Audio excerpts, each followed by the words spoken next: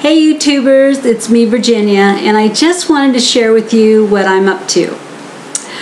I have taken a long look at some past videos, and I am so happy that I had the foresight to document my journey as it's been so far. It's really been interesting to go back and watch my first year, not every one of those videos, but quite a few of those videos, and look back and see the things that I had struggled with, the things that I was afraid of, some moments where I realized that this surgery was not and is not a magic wand. I know we know that. We go into this knowing it's not a magic wand, but there's still something in the back of our minds when we have this surgery that we think, well, I shouldn't have to worry about portion control, other than if I eat too much it's going to hurt. I shouldn't have to worry anymore about calorie intake because I can only eat so much throughout the day.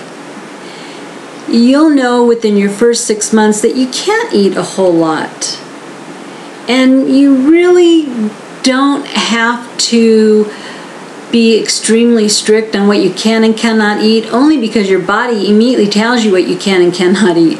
You'll know right away that we have a difficult time with hard to digest meats like steak and roast and those kinds of things. It's difficult to get into our pouch. So during this honeymoon period, if you don't take the opportunity to really get to know the rules and learn those rules and fit them into your lifestyle to where 2 years later it becomes automatic, you're going to wake up 2 years later and say things like, well, I'm gaining a little bit of weight, or I think I need to get back to basics, or I think I better start charting down everything I eat again. Or, you know, if these were habits, you wouldn't have to get back to basics 2 years later. If they were habits, you would not have to worry about every little calorie that goes into your mouth, because it should be a habit by now. Your lifestyle should be set in stone.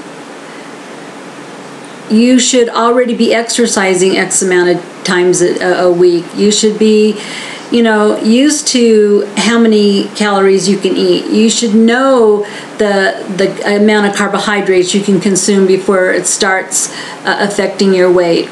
You should know all these things, shouldn't you? Well, in the real world, the way it happens, or the way it has happened with me, is during those first 6 months, say between 5 and 6 months, light bulbs start going on and you get your appetite back. All of a sudden you're going, oh, I could eat a little bit more. Oh, this is pretty cool. So I'm not going to starve to death, or I will be able to sit with my family and have meals with them again. And then your weight kind of stalls and you're wondering, well, what's wrong? I'm not eating anymore. I'm not, doing this. I'm doing that, and I know I'm doing this. Well, are you still charting everything that goes in your mouth? Are you still actively pushing yourself, doing a little bit more each day activity-wise? Or have you become a little lax in what you're doing? Reality, I had a video where I was actually crying. I realized, guess what? I can't consume a whole bunch of carbohydrates. That killed me. I loved having my oatmeal every morning. I loved having a piece of toast with my eggs. But you don't realize how quickly all those carbohydrates add up. And you will sit there and tell yourself over and over, I know I'm not consuming that much. Well, how do you know? Are you writing everything down? Because if you're not, then you don't know. So when that light bulb goes on between 6 and 12 months, you're going, well, I guess I really do have to diet and exercise with this tool. It's not a magic wand, and you're waking up to all these aha moments that you do have to do these things. You do have to follow the rules in order for this to work. So then you wake up and you go, okay, I can do this, I can do this. And then a year goes by, a year and a half goes by, and you really do start slacking. You go down that little slippery slope and the weight starts creeping up on you, and then it's 2 years later and you're thinking, oh gosh, I need to get back to basics.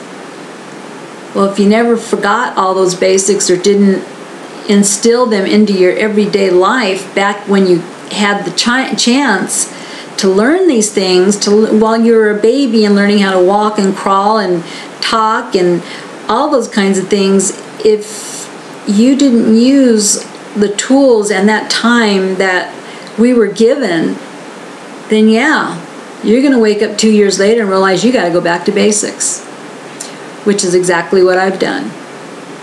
I am really, really watching my carbohydrates.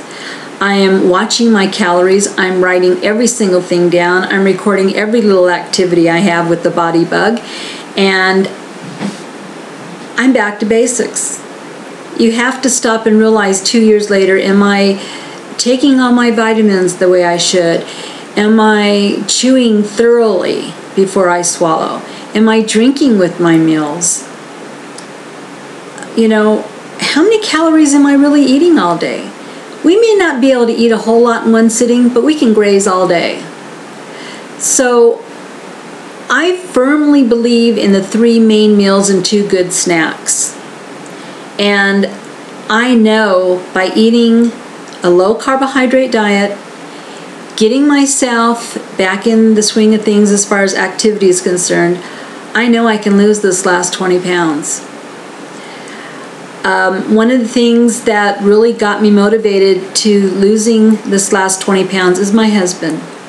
My husband, bless his heart, has doctored and nursed me for the past 3 years. I mean, literally doctored and nursed and took care of me, and at times even wiped my butt, I'm sorry to say. But I was in that much pain when my last surgery, when they opened me up from breastbone to pelvic bone to look in and see what was causing this pain.